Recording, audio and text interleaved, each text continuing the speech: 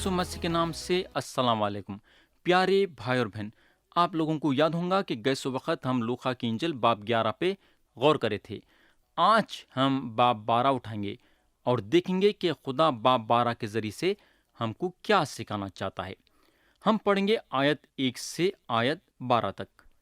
इतने में जब हजारों आदमियों की भीड़ लग गई, यहाँ तक कि एक दूसरे पर गिरा पड़ता था, तो उसने सबसे पहले अपने शागिर्दों से ये कहना शुरू किया कि उस खमीर से होशियार रहना जो फरिसियों की रियाकारी है, क्योंकि कोई चीज़ ढकी नहीं जो खोली ना जाएगी, और ना कोई चीज़ छिपी है जो जानी ना जाएगी।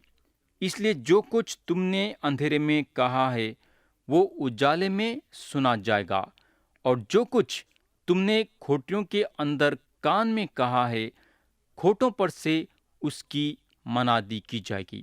मगर तुम दोस्तों से मैं कहता हूँ कि उनसे ना डरो जो बदन को कत्ल करते हैं और बाद उसके कुछ और नहीं कर सकते। लेकिन मैं तुम्हें जताता हूँ कि किससे डरना चाहिए। उससे डरो जिसको कत्ल करने के बाद इख्तियार है कि जहन्नम में डाले। हाँ, मैं तुमसे कहता हूँ कि उसी से डरो। क्या 2 पैसे की 5 चिड़ियाँ नहीं बिकती? ताहम खुदा के हुजूर उनमें से एक की भी भूल नहीं पड़ती, बल्कि तुम्हारे सिर के सब बाल भी गिने हुए हैं। डरो नहीं, तुम्हारी कदर तो बहुत सी चिड़ियों से ज्यादा है। और मैं तुमसे कहता हूँ कि जो कोई आदमियों के सामने मेरा इकरार करे, इब्ने आदम भी खुदा के फरिश्तों के सामने उसका इकरार करेगा। मगर जो आदमियों के सामने मेरा इनकार करे, खुदा के फरिश्तों के सामने उसका इनकार किया जाएगा। और जो कोई इब्ने आदम के खिलाफ कोई बात कहे, उसको माफ़ किया जाएगा। लेकिन जो रूहुल कुद्स के हक में कुफर बके, उसको माफ़ ना किया जाएगा।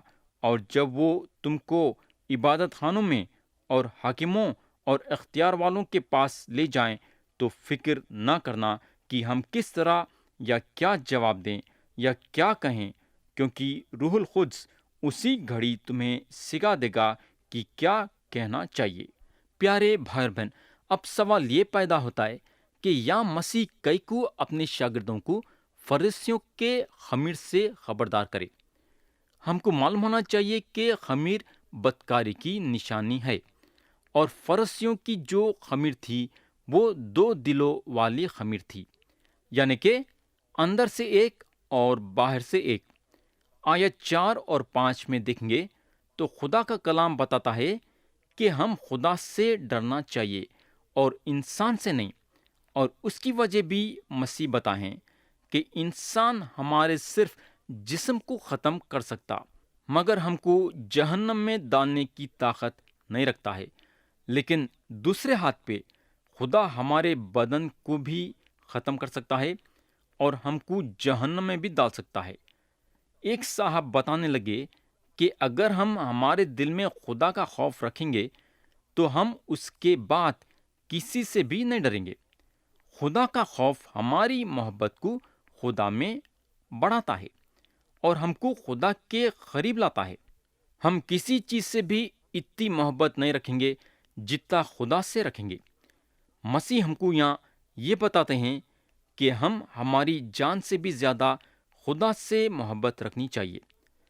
अगर हम खुदा से मोहब्बत रखना शुरू कर देंगे तो हमारे दिल में खुदा का खौफ भी रहेगा और हम खुदा के लिए अपनी जान भी देने के लिए तैयार हो जाएंगे। ये होगा। अब हम आयत 13 से आयत 21 तक पढ़ेंगे। लिखा हुआ है, फिर भीड़ में से एक ने उससे कहा कि ए उस्ताद, मेरे भाई से कहे कि मीरास का मेरा हिस्सा मुझे दे। उसने उससे कहा, मियाँ, किसने मुझे तुम्हारा मुंसिफ या बांटने वाला मुकर्रर किया है? और उसने उनसे कहा कि खबरदार, अपने आप को हर तरह के लालच से बचाए रखो, क्योंकि किसी की जिंदगी उसके माल की कसरत पर मौकूफ नहीं। और उसने उनसे एक तमसील कही کہ کسی دولت مند کی زمین میں بڑی فصل ہوئی، پس وہ اپنے دل میں سوچ کر کہنے لگا کہ میں کیا کروں کہ میرے ہاں جگہ نہیں جہاں اپنی پیداوار بھر رکھوں۔ اس نے کہا، میں یہ کروں گا، اپنی کھوٹیاں دھا کر اس سے بڑی بناؤں گا اور ان میں اپنا سارا اناج اور مال بھر رکھوں گا، اور اپنی جان سے کہوں گا کہ اے جان، تیرے پاس بہت برسوں کے لیے بہت سا مال جمع ہے، چین کر، کھا پی، خوش رہ۔ مگر خدا نے اس سے کہا، اے نادان، اسی رات تیری جان تجھ سے طلب کر لی جائے گی، پس جو تو نے تیار کیا ہے وہ کس کا ہوگا؟ ایسا ہی وہ شخص ہے جو اپنے لیے خزانہ جمع کرتا ہے اور خدا کے نزدیک دولت مند نہیں۔ آیت 13 اور 14 میں دیکھیں گے تو ایک آدمی چاہتا تھا کہ اس کا اور اس کے بھائی کے بیچ میں جائیداد کے بارے میں انصاف کرنا، مگر یہاں مسیح پوری طریقے سے یہاں انصاف کرنے سے انکار کر دیے۔ اگر آج ہم ہمارے زندگی میں دیکھیں گے تو کتنی آسانی کے ساتھ ہم بیٹھ جاتے ہیں لوگوں کے درمیان فیصلہ کرنے کے لیے، مگر اس وقت مسیح یہاں یہ دونوں کے بیچ میں فیصلہ کرنا نہیں چاہتے تھے۔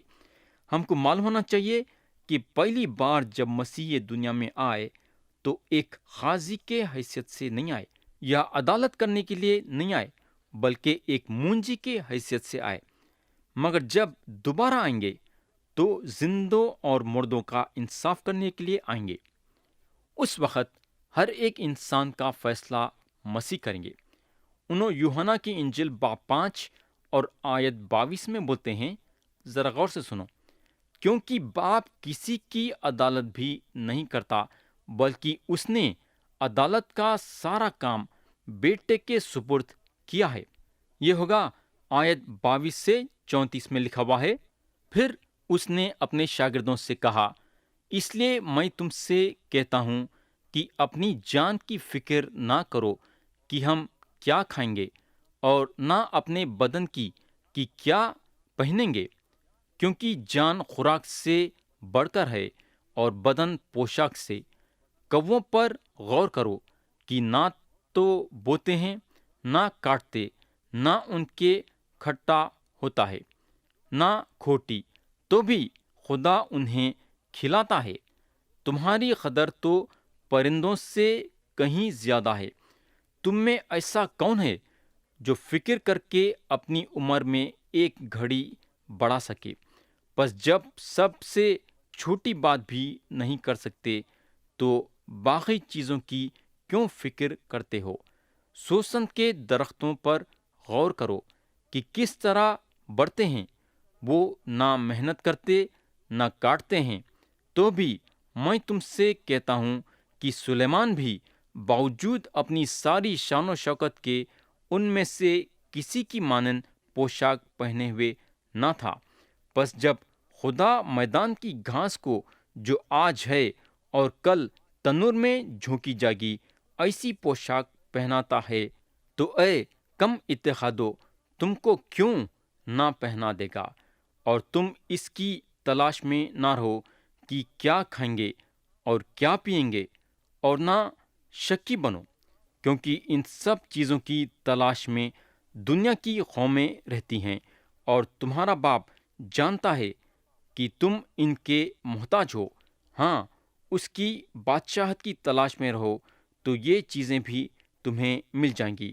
اے چھوٹے گلے، نہ ڈر، کیونکہ تمہارے باپ کو پسند آیا کہ تمہیں بادشاہت دے۔ اپنا مال اسباب بیچ کر خیرات کر دو، اور اپنے لیے ایسے بٹوے بناؤ جو پرانے نہیں ہوتے، یعنی آسمان پر ایسا خزانہ جو خالی نہیں ہوتا، جہاں چور نزدیک نہیں جاتا اور کیڑا خراب نہیں کرتا، کیونکہ جہاں تمہارا خزانہ ہے وہیں تمہارا دل بھی لگا رہے گا۔ پیارے بھائی اور بہن، جمع کرنا کوئی غلط بات نہیں ہے۔ یہاں اگر ہم دیکھیں گے تو یہ دولت مند کا دل خدا میں نہیں تھا بلکہ اپنے مال میں تھا۔ انہیں چاہتا تھا کہ زیادہ سے زیادہ جمع کرنا۔ یہ آدمی کو خدا سے کوئی دلچسپی نہیں تھی، بلکہ اپنے مال سے دلچسپی تھی۔ پیارے بھائی اور بہن، اگر ہم یعقوب کے خط میں دیکھیں گے تو انہوں دولت مندوں سے جو ان کے دولت پہ دل رکھتے ہیں خاص طور سے نپٹے ہیں۔ انہوں بولتے ہیں، ذرا غور سے سنو، اے دولت مندوں ذرا سنو تو، تم اپنی مصیبتوں پر جو آنے والی ہے رو اور واویلا کرو۔ پیارے بھائی بہن، ہر آدمی ایک دن خدا کے سامنے کھڑا رہے گا، مگر اپنی دولت یا اپنی جائیداد یا اپنی زمین لے کے نہیں، بلکہ خالی ہاتھ۔ انسان کو یہ سوچنا ضروری ہے کہ جب انہیں مر کے جائیں گا تو انہیں اپنی دولت یا جائیداد یا زمین لے کے نہیں جائیں گا، بلکہ جیسا ننگا آیا تھا ننگا واپس چلے جائیں گا۔ اس لیے مسیح چاہتے ہیں کہ ہم ہمارا دل خدا میں لگائے۔ انہوں صاف صاف بولتے ہیں کہ جہاں تمہارا خزانہ ہے وہیں تمہارا دل بھی لگا رہے گا۔ بولنے کا مطلب یہ ہے کہ اگر ہمارا دل خدا میں لگائیں گے تو ہمارا دل خدا میں لگا رہے گا، اور اگر ہم ہمارا دل دنیا میں لگائیں گے تو ہمارا دل دنیا میں لگا رہے گا۔ یہ ہوگا۔ اب ہم آیت 35 سے 40 پڑھیں گے۔ لکھا ہوا ہے، تمہاری کمریں بندھی رہیں اور تمہارے چراغ جلتے رہیں، اور تم ان آدمیوں کی مانند رہو جو اپنے مالک کی راہ دیکھتے ہوں کہ وہ شادی میں سے کب لوٹے گا، تاکہ جب وہ آ کر دروازہ کھٹکھٹائے تو فوراً اس کے واسطے کھول دیں۔ مبارک ہیں وہ نوکر جن کا مالک آ کر انہیں جاگتا پائے۔ میں تم سے سچ کہتا ہوں کہ وہ کمر باندھ کر انہیں کھانا کھانے کو بٹھائے گا اور پاس آ کر ان کی خدمت کرے گا، اور اگر وہ رات کے دوسرے پہر میں یا تیسرے پہر میں آ کر ان کو ایسا حال میں پائے تو وہ نوکر مبارک ہیں۔ لیکن یہ جان رکھو کہ اگر گھر کے مالک کو معلوم ہوتا کہ چور کس گھڑی آئے گا تو جاگتا رہتا اور اپنے گھر میں نقب ہونے نہ دیتا۔ تم بھی تیار رہو، کیونکہ جس گھڑی تمہیں گمان بھی نہ ہوگا ابن آدم آ جائے گا۔ پیارے بھائی اور بہن، یہ تمثیل جو ہے اسرائیل کے لیے استعمال کی گئی ہے، مگر آج یہ تمثیل کلیسیا کے لیے بھی استعمال ہوتی ہے۔ مسیح جو ہیں واپس آنے والے ہیں اپنی بادشاہت کو قائم کرنے کے لیے۔ انہوں جب آئیں گے تو کلیسیا اٹھائی جائیں گی۔ کلیسیا کا مطلب یہ نہیں ہے کہ کلیسیا کا ہر ایک آدمی اٹھایا جائے گا، صرف وہ لوگ اٹھائے جائیں گے جو یسوع مسیح کو اپنا منجی اور خدا مانے ہیں۔ تو پیارے بھائی اور بہن، یسوع مسیح پہ ایمان رکھنے والوں کا کیسا رویہ رہنا چاہیے؟ کیا ایمان رکھنے والا اپنے زندگی میں سست بنے رہنا کیا، یا پھر ہمیشہ مسیح کا انتظار کرنا؟ انتظار کرنے والا کیا کرتا؟ انتظار کرنے والا ہمیشہ تیار رہتا ہے نا؟ انہیں سست نہیں رہتا، بلکہ کپڑے پہن کے بیٹھے رہتا کہ میرا مالک جس وقت بھی آئے گا میں اس کے ساتھ چلے جاؤں گا۔ اگر ہم آیت 40 میں دیکھیں گے تو مسیح جو ہیں ایمان رکھنے والوں کو صاف صاف بولتے ہیں کہ تم بھی تیار رہو۔ انہوں جب تم کا لفظ یہاں استعمال کر رہے ہیں تو یہ لفظ صرف ان کے شاگردوں کے لیے نہیں تھا، بلکہ ہر ایمان رکھنے والے کے لیے ہے۔ انہوں بولتے ہیں تم بھی تیار رہو، کیونکہ جس گھڑی تمہیں گمان بھی نہ ہوگا ابن آدم آ جائے گا۔ تو میرے بھائی، ہم ہمارے زندگی کو آسانی کے ساتھ نہیں لے سکتے۔ جب مسیح ہم کو ان کے محبت میں چنے ہیں تو ہم یہ دنیا میں ایک گناہ بھری زندگی نہیں جی سکتے۔ ہم کو راز بازی کے ساتھ جینا ضروری ہے، ہم کو گناہ سے دور رہنا ضروری ہے۔ اگر ہم گناہ بھری زندگی میں مبتلا رہیں گے، اگر ہم وہ کام کریں گے جب ہم یسوع مسیح پہ ایمان لانے سے پہلے کرتے تھے، تو مسیح ہم کو قبول نہیں کریں گے۔ تو میرے دوست، پاکی صفائی کے ساتھ ہم کو مسیح کا انتظار کرنا ہے۔ کئی کو بولے تو مسیح کسی بھی وقت آ سکتے ہیں۔ یہ ہوگا۔ اب ہم آیت 41 سے 48 پڑھیں گے۔ لکھا ہوا ہے، پترس نے کہا کہ اے خداون، تو یہ تمثیل हम ही से कहता है या सबसे? खुदावंद ने कहा, कौन है वो दयानतदार और अक्लमंद दरोगा जिसका मालिक उससे अपने नौकर चाकरों पर मुकर्रर करे कि हर एक की खुराक वक्त पर बांट दिया करे। मुबारक है वो नौकर जिसका मालिक आकर उसको ऐसा ही करते पाए। मैं तुमसे सच कहता हूँ कि वो उससे अपने सारे माल का मुख्तार कर देगा। लेकिन अगर वो नौकर अपने दिल में ये कहकर कि मेरे मालिक के आने में देर है, गुलामों और लौंडियों को मारना और खा पी कर मतवाला होना शुरू करे, तो उस नौकर का मालिक ऐसे दिन की वो उसकी राह ना देखता हो और ऐसी घड़ी कि वो ना जानता हो आ मौजूद होगा और खूब कोड़े लगाकर उसे बेईमानों में शामिल करेगा।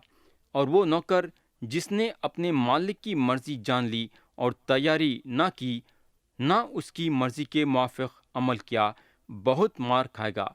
मगर जिसने ना जानकर मार खाने के काम किए, वो थोड़ी मार खाएगा। और जिसे बहुत दिया गया उससे बहुत तलब किया जाएगा, और जिसे बहुत सौंपा है उससे ज्यादा मांगेंगे। तो यहाँ अगर हम देखेंगे तो यहाँ पतरस मसीह से सवाल करते हैं। उनका सवाल यह है कि ऐ खुदावन, तू ये तमसील हमी से कहता है या सबसे? हमको मालूम होना चाहिए कि ये तमसील मसीह के शागिर्दों के लिए नहीं थी या किसी और के लिए नहीं थी, बल्कि हर एक के लिए, यानी कि उसके लिए जो उन पे ईमान लाए हैं। ये तमसील एक ज़बरदस्त तमसील है जो हमारे जिम्मेदारी के बारे में बताती है। कई लोग ये सोचते कि मसीह जल्दी आने वाले हैं, तो उन लोग क्या कर रहे हैं बोले तो काम करने के बजाय उनका इंतज़ार देख लेके बैठ रहे हैं। उनका इंतज़ार तो हमको हमेशा देखना चाहिए, मगर इंतज़ार देखने के साथ साथ काम भी करना चाहिए। प्यारे भाई और बहन, हमको मालूम होना चाहिए कि मसीह हम सबको कुछ ना तो कुछ जिम्मेदारी दिए हैं, यानी कि हमारे हाथों में कुछ ना तो कुछ काम सौंपे हैं। ये पक्की बात है।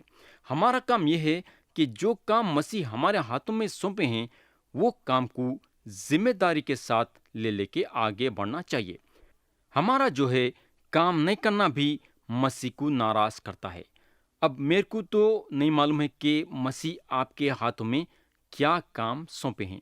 मैं इतना जरूर जानता हूं कि मसीह कुछ ना तो कुछ काम आपके हाथों में सौंपे हैं। तो प्यारे भाई और बहन, क्या आप वो काम को जिम्मेदारी के साथ आगे ले लेके बढ़ रहे हैं क्या? ये होगा।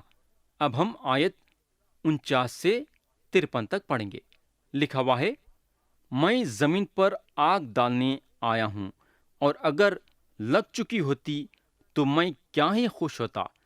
लेकिन मुझे एक बपतिस्मा लेना है, और जब तक वो ना हो ले मैं क्या ही तंग रहूंगा।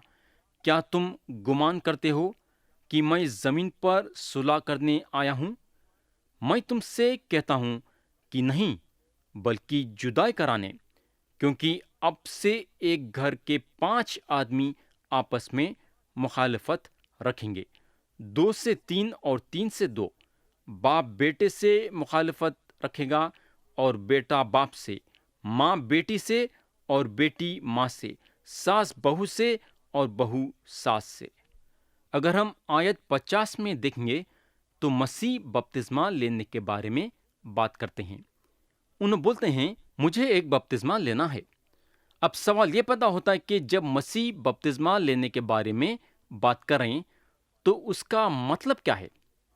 उन्होंने जब बपतिस्मा के बारे में बात करें तो उन्होंने वो बात पे इशारा कर रहे हैं जहां उन्होंने सलीब पे चढ़ने वाले हैं। मेरा यह ख्याल है कि मसीह जिस्मानी तकलीफ से भी ज्यादा रूहानी तकलीफ पे ज्यादा जोर दे रहे थे। उनके हाथों में और पैरों में कीलें ठोके जाना तकलीफ की बात तो नजर आ रही थी, मगर जिस्मानी तकलीफ से भी ज्यादा उन्होंने रूहानी तकलीफ पे नजर कर रहे थे। उनको दुख इस बात का था कि उन्होंने रूहानी तकलीफ सहने जा रहे थे। रूहानी तकलीफ ये कि उनको اپنے باپ سے الگ ہونا پڑ رہا تھا۔ انہوں جو سارے دنیا کے گناہ اپنے کندھوں پہ اٹھانے جا رہے تھے، اس کے وجہ سے ان کو اپنے باپ سے الگ ہونا پڑ رہا تھا۔ یہ تکلیف ان کے دل و دماغ میں حد سے زیادہ آ رہی تھی۔ یہ ہوگا اگر ہم آیت 51 سے 53 میں دیکھیں گے تو یہاں مسیح جدائی کے بارے میں بات کرتے ہیں، اور واقعے میں یہ سچ ہے۔ تھوڑی دیر کے لیے سمجھو، ایک گھر میں ایک جنا مسیح پہ ایمان لاتا ہے تو وہ گھر میں جتنے لوگ رہیں گے اس کے خلاف ہو جائیں گے، ہے نا؟ کیونکہ گھر والے یہ چاہیں گے کہ جس مذہب میں انہوں پیدا ہوئے ہیں وہ مذہب میں ان لوگاں قائم رہنا۔ تو مسیح اگر گھر کے ایک جنے کے دل میں داخل ہوئے ہیں بولے تو یہ پکی بات ہے کہ سارے گھر والے اس کے خلاف ہو جائیں گے، تو وہ گھر میں امن اور چین نہ رہیں گا۔ کیسا رہ سکتا امن اور چین، ہے نا؟ یہ بات کو مد نظر رکھتے ہوئے مسیح ہم کو یہ بتانا چاہ رہے ہیں کہ انہوں زمین پہ صلح کرانے کے لیے نہیں بلکہ جدائی کرانے کے لیے آئے ہیں۔ تو میرے دوست، مسیح اپنے کلام میں صاف صاف بولتے ہیں کہ ایک گھر میں 5 آدمی آپس میں مخالفت رکھیں گے، 2 سے 3 اور 3 سے 2، باپ بیٹے سے مخالفت رکھیں گا اور بیٹا باپ سے، ماں بیٹی سے اور بیٹی ماں سے، ساس بہو سے اور بہو ساس سے۔ پیارے بھائی بہن، مسیح میں ایک خوبی یہ تھی کہ جو بھی انہوں بولتے تھے صاف صاف بول دیتے تھے، تاکہ لوگاں زبردستی کے ساتھ ان پہ ایمان نہیں لانا بلکہ اپنی مرضی کے ساتھ اپنا دل کھول کے ان پہ ایمان لانا۔ یہ ہوگا اب ہم آیت 54 سے 59 تک پڑھیں گے، جو کہ یہ باپ کے آخری آیتیں ہیں۔ لکھا ہوا ہے، ذرا غور سے سنو۔ پھر اس نے لوگوں سے بھی کہا کہ جب بادل کو پچھم سے اٹھتے دیکھتے ہو تو فوراً کہتے ہو کہ میں برسے گا، اور ایسا ہی ہوتا ہے۔ اور جب تم معلوم کرتے ہو کہ دکنی چل رہی ہے تو کہتے ہو کہ لو چلے گی، اور ایسا ہی ہوتا ہے۔ اے ریاکارو، زمین اور آسمان کی صورت میں تو امتیاز کرنا تمہیں آتا ہے، لیکن اس زمانے کی بابت امتیاز کرنا کیوں نہیں آتا؟ اور تم اپنے آپ ہی کیوں فیصلہ نہیں کر لیتے کہ واجب کیا ہے؟ جب تک تو اپنے مدعی کے ساتھ حاکم کے پاس جا رہا ہے تو راہ میں کوشش کر کہ اس سے چھٹ جائے۔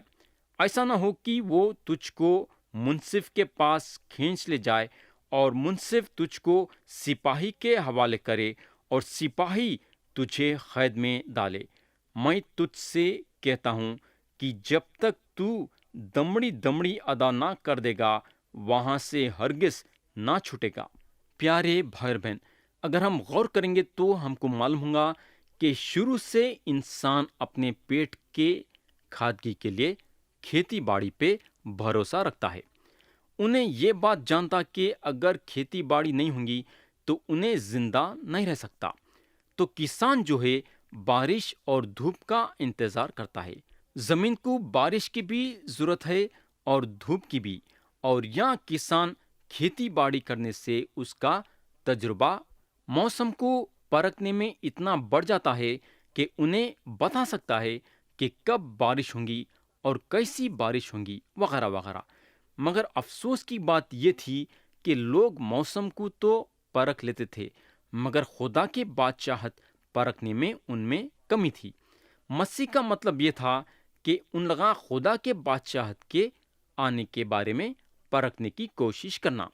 مسیح ان لوگوں کو یہ بتانا چاہتے تھے کہ یہ زمانے میں جو لڑائی جھگڑے دنگے فسادیں ہو رہے ہیں اس کے ذریعے سے جان لینا کہ خدا کی بادشاہت نزدیک ہے۔ تو پیارے بھائی اور بہن، یہاں ختم ہوا لوقا کی انجیل کا 12واں باب، اور ہم بہت سارے باتیں سیکھے، ہے نا؟ مگر اب سوال یہ پیدا ہوتا ہے کہ یہ باب 12 کے 59 آیتوں کے ذریعے سے خدا ہم سے کیا چاہتا ہے؟ خدا ہم سے یہ چاہتا ہے کہ ہم اس کے ساتھ ذاتی طور سے رشتہ قائم کر کے ہمیشہ کی زندگی حاصل کرنا۔ اب سوال یہ پیدا ہوتا ہے کہ ہم کس وقت خدا کے ساتھ ذاتی طور سے رشتہ قائم کر سکتے ہیں۔ ہم اس وقت خدا کے ساتھ ذاتی طور سے رشتہ قائم کر سکتے ہیں جب ہمارے گناہ معاف ہوں گے۔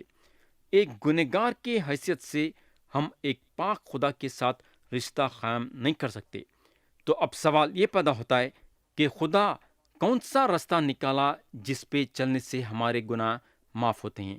میرے بھائی، وہ راستہ ہے یسوع مسیح، جو 2000 سال پہلے ایک انسان بن کے یہ زمین پہ آئے اور ہر ایک انسان کے گناہ کی پوری قیمت چکائے، صلیب پہ اپنی جان دے کے۔ ان پہ ایمان لانے سے ہمارے گناہ معاف ہوتے ہیں اور ہم خدا کے ساتھ ذاتی طور سے رشتہ قائم کرنے کے ذریعے سے روحانی زندگی یعنی کہ ہمیشہ کی زندگی حاصل کرتے ہیں۔ تو پیارے بھائی اور بہن، کیا آپ یسوع مسیح پہ ایمان لا کے گناہوں کی معافی حاصل کر کے خدا کے ساتھ ذاتی طور سے رشتہ قائم کر کے ہمیشہ کی زندگی حاصل کرنا چاہیں گے کیا؟ مرضی آپ کی ہے اور فیصلہ آپ کا ہے۔ خدا ہم سب کو آج کے کلام کے ذریعے سے برکت دے۔ یسوع مسیح کے نام سے آمین۔